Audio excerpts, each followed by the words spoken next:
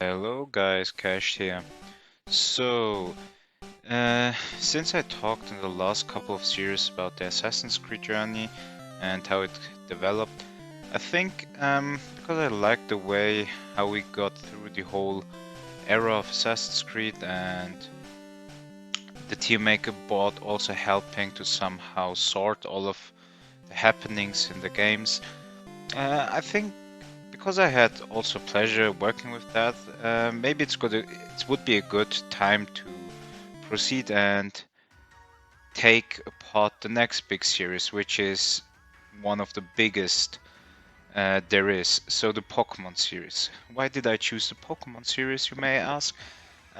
First of all, I guess since I'm around YouTube and I saw a lot of this retrospective views on the current game titles, I realized that a lot of the player that created those videos actually didn't have, for example, the pleasure really experiencing the first couple titles.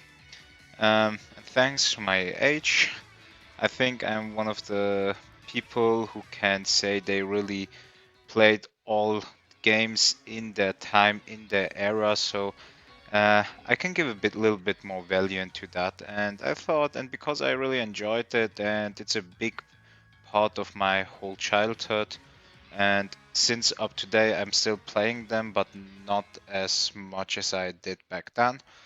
I thought it would be a good idea to just talk about this now.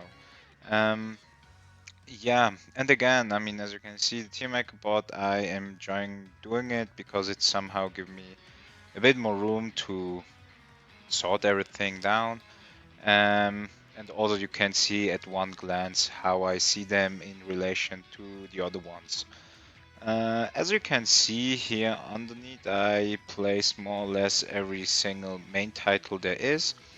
What I have to say, I guess if we are talking always about one generation, for example Red and Blue, I will only talk about one title specifically because, as you know, huge difference aren't there. Most of all, it's Pokemons that can change a couple of them, and the legendary that you can catch. Um, if there isn't a huge difference, I will not go too deep into the two difference about the episode variants, um, and just talk about one title.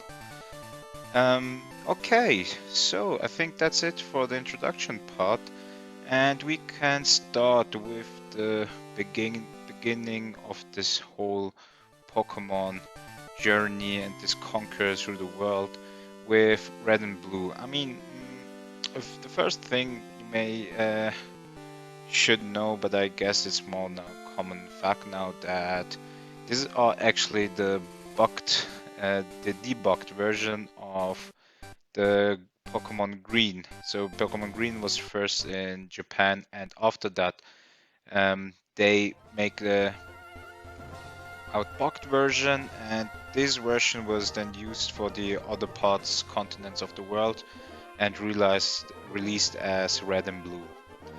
Um, and I had the pleasure to play Pokemon Red. So Pokemon Red, how can we start even talking about the first main title and how big the impact was? So the Game Boy was rising up, a lot of people had it, but it still was lacking of interaction, and this brought Pokemon with it.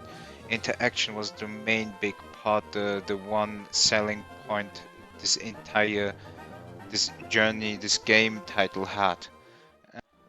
And while we were talking about Pokemon and the interaction possibilities, I mean trading, the one big thing. So you start by choosing one of the three starters. You have no chance going online and searching for a other player who has this. You have to find them in the outside world. So it was really fun. It was really cool. And next, what is really unique for Pokemon this day was just it was buggy as hell, and with buggy as hell, I mean there are the most common glitches like missing node that can multiply a specific item. Um, you could easily stuck in one part of the game itself. But the cool thing about this, it brought a whole new mystery of it. So the first rumors came that there is also an other Pokemon that is not known and not listed in the Pokédex at all. So Mew, and this whole hunting for Mew started actually. For example, I can remember there was a bug how you can with the Safari Zone when you were leaving the Safari Zone the specific time by catching it by saving it. The timing was still counting even if you are outside of the Safari Zone, and suddenly this clock ringtone came up and you were warped in back to the Safari main entrance. And as you wanted to leave that, you landed in this buggy world, this distortion world, far back then before Pokemon Platinum came. And this was also a rumor back then that you could catch their Mew. It worked, but apparently, as you know, it didn't work. So it was never intended that you can play, that you can catch Mew in the game itself. Um, However, luckily, funny thing though is after like 10 or 15 years, the first glitch came out how you really can have catch Mew in Pokemon Red and Blue without the transfer from Nintendo Station or not. And yeah, so as you can see, modding is still there. People are still playing it. There are hundreds of people who are participating in the speed runs, and it's still up to date one of the best Pokemon games, not only because it had much more freedom than the Pokemon game this generation, right? So at one point after the second gym badge, you could actually proceed how you like with the gyms. So which badge you wanted to get is up to you. Even though, I mean, you have a specific, um, you will more or less guided through which area you should probably go because the levels are more or less then rising up and down, and so you can see, okay, maybe this is not a good place to be for this part of the journey, and I should maybe go to the other city and try my luck there. Um, but anyway, you had the possibility to choose uh, which batch you wanna get next, and it was really cool. It gave you a lot of freedom, and so that really Pokemon was not only unique because it was based on your team, your Pokemon experience, your journey and your history, but more or less the whole journey by itself was specific by the user. And I think this was a big catalyst about um, why Pokemon was so booming back then. And since you had this whole freedom, I think it is easily one of the best uh, episodes there is. But now to the um, problems. I mean, one of them are the bugs, obviously. But the other huge problem there was is the psychic types. The only counter against psychic type back then was like the ghost type. However, you only had one single ghost in the entire Pokemon game, and that was the Gengar line, and also only Lick as a Geist type attack that had like 20 damage points, which was nowhere helpful. So therefore, you had this one type advantage, Psychic, that was too powerful, way too powerful. Um, Also, I mean, you can speak about Dragon. There was also only one Dragon type. However, you had like Ice type with Ice Beam and also Articuno as a legendary. So therefore, it's way more workable uh, than having an Alakazam that is way too powerful. And that was the balancing. That was the huge problem, balancing.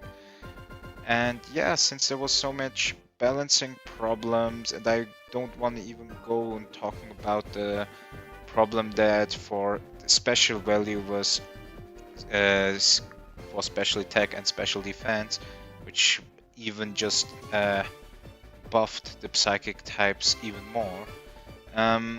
Without all this box, I would have easily given it an S tier. However, I think since it's not competitive at all and it has major balancing issues, I would give red and blue and B tier, unfortunately. However, it made everything right in the in the time back then, and it was it brought Pokemon to the point where it is now. And then the third episode came with Pokemon Yellow, Pikachu. It was also more or less based on the anime itself, where you really can James and Jesse and Meowth was also there that you can fight and find during your journey. And also the cool thing is not only that you start as the starter Pokemon Pikachu, but it also introduced earlier than the following, so Pikachu could follow you around the Kanto region, which was super cool. It was super fun seeing Pikachu walking, and it was helpful. The downsides, however, I have to say, I mean, it's cool that you can get all starters with one series, and it's based on the anime, so that makes sense. However, it made it too much easily, and since you don't have with only 150 Pokemons, you can't have a big variation, right? I mean, the starters are super overpowered, and everyone wants to have all starters. So the teams are more or less right after with the yellow version all the same. So everyone had the Pikachu and the 3 starters and Mewtwo. So this had only more or less 2 slots left out for variation.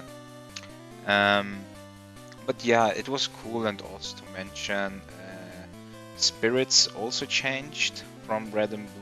When yellow came up, the spirits had a little changing, and was cool to play with and see the new way, because at the same time the anime came and they fixed a lot of spirits back from the anime and took over into the yellow version.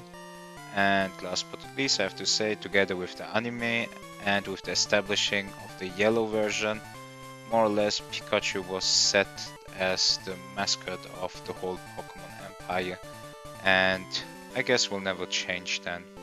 Since they are trying since Pokemon Let's Go with Eevee making a second mascot out of it, however, there is no chance that any of the Pokemon will ever get the fame like Pikachu will do. So therefore, since it has more downs than ups, I guess, in comparison to Red and Blue. However, since it's more or less the third version that is always there to more or less get the people who couldn't have the trade possibilities, get all the Pokemons, I would, and it's necessary back then, I wouldn't give it an C tier, but I would also give them a B tier.